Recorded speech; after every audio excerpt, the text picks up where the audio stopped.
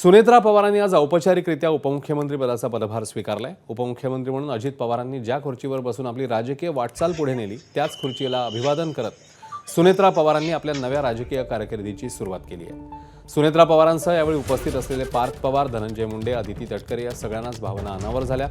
पदभार स्वीकारण्याआधी सुनेत्रा पवारांनी आधी मुंबईतल्या सिद्धिविनायक मंदिर आणि चैत्यभूमीलाही भेट दिली।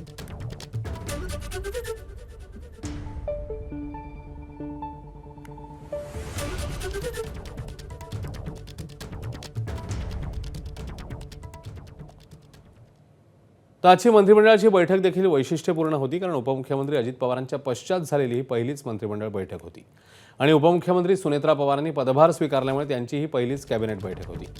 यावेळी झालेल्या कॅबिनेटमध्ये अजित पवारांनी पाठपुरावा केलेल्या 3 महत्त्वाच्या निर्णयांवर मुख्यमंत्र्यांनी शिक्कामोर्तब केलं। दरम्यान उपमुख्यमंत्री सुनेत्रा पवार उद्या सकाळी 11 वाजता दिल्लीमध्ये पंतप्रधान मोदी आणि गृहमंत्री अमित शहांची भेट घेणार आहेत। त्यांच्यासोबत प्रदेशाध्यक्ष सुनील तटकरे आणि प्रफुल्ल पटेल देखील उपस्थित असणार आहेत।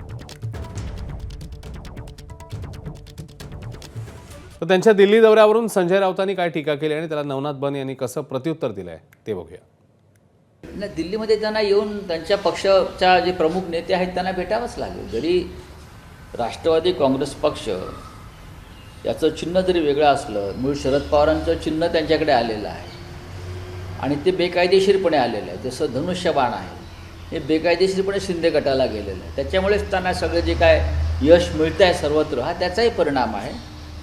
दिल्लीत येऊन त्यांनाही राष्ट्रवादी काँग्रेसच्या सध्याच्या मूळ प्रमुखांना भेटावं लागेल। सुनेत्राताई पवार दिल्लीत जाऊन वरिष्ठांना भेटतील, कारण त्या एनडीएच्या घटक पक्ष आहेत। संजय राऊत हे सातत्यानं राहुल गांधींची दलाली करण्याचं काम करतात, राहुल गांधींची चाटुगिरी करण्याचं काम करतात। कशासाठी करतायत तर तुम्हाला खासदारकी मिळावी एवढ्याच आमिषापोटी सातत्यानं राहुल गांधींच्या चरणावर देऊन उबाटा गट अर्पण केला आहे। सुनेत्राताई पवार महाराष्ट्रातल्या सक्षम आणि खंबीर नेतृत्व आहेत। अजितदादानंतर पक्ष चालवण्यासाठी त्या सक्षम आहेत।